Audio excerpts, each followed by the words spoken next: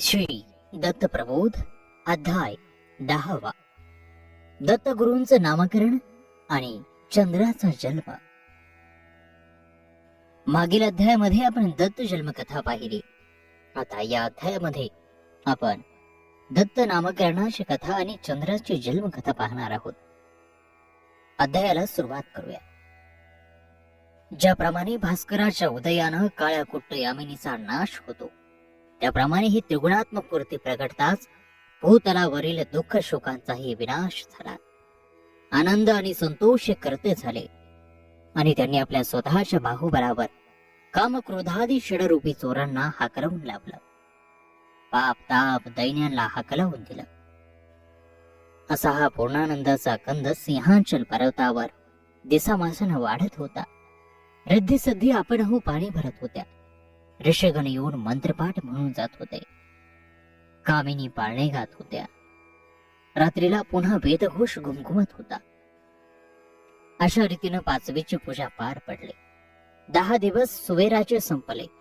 शुद्ध स्नान करून 11व्या दिवशी अत्रे मुनींनी सर्व ऋषिगणांसह आपल्या बाळाचं मुख प्रक्षालन केलं.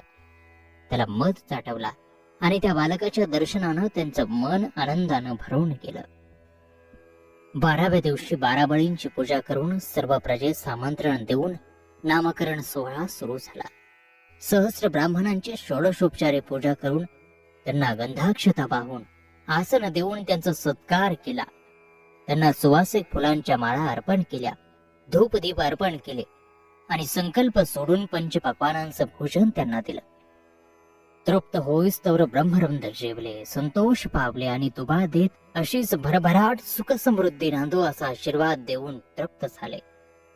आणि मग सर्व ऋषीपत्नींनाही अत्रि मुनींनी भोजनास बसवला. अनसुयेनं सर्वांची पूजा केली. सौभाग्यवान लुटले आणि आग्रहानं सर्वांना ते भोजन वाढवू लागले. सर्व सुवासिनीही तृप्त झाल्या. मग अनसुयेनं सर्वांच्या अनुमतीनं आपलं भोजन उरकलं. सर्वांनी मग आसन मांडून प्रथम पुत्रासह आणि बाळासह अनसुयेला बसवलं. तिला औक्षण केलं. तिची ओटी भरली. तिला नवीन वस्त्र नेसवली. बाळालाही बाळालेनी अंगडी अर्पण केली आणि त्याचा पाळणा सजवायला सुरुवात केली.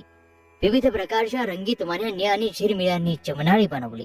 सुरेख चांदवे शिवले, चांदण्या डकवल्या आणि मृदुमऊ शय्या तयार केली. सुगंधी पुष्पमाळांनी पाळण्यांचा बाहेरील भाग सजवला आणि शुभ घटिकेची सर्व आतुरतेने वाट पाहू लागले. 13व्या दिवशी नामकरणाचा सोहळा असणार म्हणून आकाशात सर्व देवाधिदेवांनी ताटी केली होती. उमा, रमा, सावित्री आणि गायत्री आपापल्या सोबत दिव्य अशा बाळ लेण्यांनी आणि सौभाग्य लेण्यांची भेट घेऊन आल्या होत्या. त्यांचा स्वर्गीय बाळांत विडा खरोखरच अद्वितीय होता. या सर्वांच्या आगमनानं सिंहांचल पर्वत गजबजला. चैतन्य तत्वाच्या नामघोषानं दुमदुमला. सर्व देव भेटले आणि देवांगना पुढे झाल्या. त्यांनी अनसुयेला औक्षण केलं. श्रीफळानं तिची ओटी भरली. तिला दिव्य वस्त्रभूषण प्रदान केली. अक्षय सौभाग्य कांकन दिली आणि तिचे चरण कमल पूजले. त्या बालकाच्याही अंगावर दिव्य बाळलीनी चढवायला सुरुवात केली. नारद मुनीही तिथे उपस्थित होते. हा दिव्य सोहळा पाहत होते. उमा, रमा आणि सावित्रींनी ती लेणी काढली. त्याचं काय तेज! त्या सर्व लेण्यांनी ते त्रिगुणी बाळ शोभून दिसत होतं. आणि हीच ती सर्वोत्तम वेळ असं ऋषीध्वजांनी म्हणताच रमेनं उचलून त्या बाळाला पाळण्यात घातलं आणि पाळण्याचा दोर आपल्या हाती घेतला. उमेनं गाणं म्हणायला सुरुवात केली आणि गायत्री, सरस्वती, सावित्री, अहिल्या यांनी तिला साथ दिली. गायत्रीने विचारलं, माते अनसुये, लवकर सांग, तिचं नाव काय ठेवायचं ते, म्हणजे ते नाव गीतात गुंफून पाळणं म्हणता येईल. अनसुयेने काही सांगायच्या आत चतुर उमेनं काही एक विचार केला आणि म्हटलं, याचा पिता अत्रेय, हे बाळ जन्माला आलं ते गुणत्रय आणि सुहासे नेत्रवदन, म्हणून याचं नाव दत्तात्रेय ठेवावं. अनसुयेला हे नाव ऐकताच अतिशय आनंद झाला.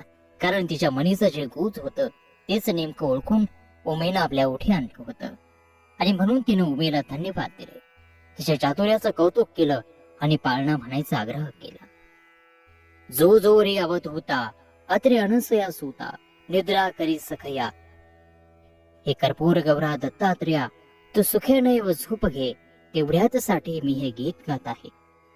असं म्हणून उमेने पाळणा संपवला आणि त्रिगुणी बालकाचं नाव दत्तात्रेय ठेवलं आहे असं सांगितलं आणि मग सर्वांनी सुंठ वडा घेऊन घोगऱ्या खाऊन आणि साखर खिरापती घेऊन आनंद व्यक्त केला. या आनंद कल्लोळाच्या वेळी सर्व याचकांना जमलेला इष्टमित्र आप्तेष्टांनाही मौल्यवान आभूषण वस्त्र प्रावरण देऊन संतुष्ट केलं. या समारंभात साक्षात लक्ष्मीपती विष्णूस करते करविते आणि कुबेर उदंड हस्तान देत होता. त्यामुळे अत्रि ऋषींच्या पर्णकुटीत कशाला काहीही कमी नव्हतं. आणि एक खरं, जिथे दत्त राणा तिथे सर्व सिद्धी हात जोडून उभ्या. हा देणे घेण्याचा सोहळा कितीतरी वेळ चालला होता. उमा रमा जातीनं देखरेख करीत होत्या. कोणाला मिळालं कोणाला नाही हे पाहत होत्या. स्वतः सावित्री आपल्या हातानं वाण देत होती. सारा परिवार या आनंद सोहळ्यात भूक तहान विसरून वावरत होता. संध्याकाळ टळून गेली. सर्व देवाधिदेवांनी पुन्हा एकदा त्या दत्त राण्याचा पापा घेतला. त्याला छातीशी कवटाळलं. त्याला एकवार निहाळून त्यांनी मातेजवळ दिलं आणि मातेनं त्याला छातीशी कवटाळलं. त्याची दृष्ट काढून रमा, उमा आणि सावित्री स्वर्गात निघाल्या. पण जाताना आम्ही त्याला पाहायला आता येत राहणार असं म्हणून त्या निघाल्या. अनसूया आणि अत्रि ऋषी अशा रीतीनं दोन्ही पुत्रांसह मोठ्या समाधानात सुखात कालक्रमणा करत होते. अनसूया ही 2 मुलात अगदी रमली होती. त्यांच्या बाळलीलाने संतोषत होती. तिचा संसार फुलला होता. अशी कितीतरी संवत्सर गेली आणि पुन्हा तिसऱ्यांदा अनसूयेला दिवस राहिले. गर्भ दिसामासानं वाढू लागला. 7व्या अत्रींनी तिला तिची इच्छा विचारली आणि म्हटलं की अनसूये, तुझी कोणती इच्छा असेल ती पुरवायला घरात काही आणि कशाची कमी नाही. कोणतीही वस्तू तुला सहज मिळेल. पण तरीही मी विचारतो, सांग. अनसूया म्हणाली, नाथ, मला संसार भ्रमण करावंसं वाटतं आहे. स्वतःच्या आचरणानं दुसऱ्याचं मन समाधानी व्हावं. गरीब पीडितांचं दुःख दैन्य दूर करावं. आपण भोग भोगावेत आणि तसेच ते इतरांनाही मिळावेत. पूजा सत्कार करावेत. सुखी व्हावं, इतरांना सुखी करावं, सिद्धासनी व्हावंसं असं मला वाटत आहे. हेही डोहाळे अत्रींनी पूर्ण केली. दिसामासानं गर्भ वाढत होता. 9 मास पूर्ण भरले आणि अनसूया प्रसूत झाली. पुत्ररत्न चर. 4 दिवस तसेच गेले. सगळे संस्कार सोपस्कार झाले. 5वेची पूजा झाली. दिवस जात होते. 12 पूजा झाली. 13व्याला बारशाचा थाट उठला. देवऋष देवांगना सारी जमली. शुभ मुहूर्तावर त्या बालकाचं चंद्र नाव ठेवलं आणि तो सर्वांना संतोषवणारा, आनंद देणारा शीतल चंद्र दिसामासानं वाढू लागला, खोड्या करू लागला आणि अत्रि मुनींचे आनंद कंद असलेले ते 3 पुत्र सुखा समाधानानं कालक्रमणा करू लागले. अशा प्रकारे श्री दत्त प्रबोध ग्रंथातील 10वा अध्याय या ठिकाणी समाप्त होत आहे. पुढील 11व्या अध्यायामध्ये या 3ही पुत्रांचं मौजीबंधन होणार आहे.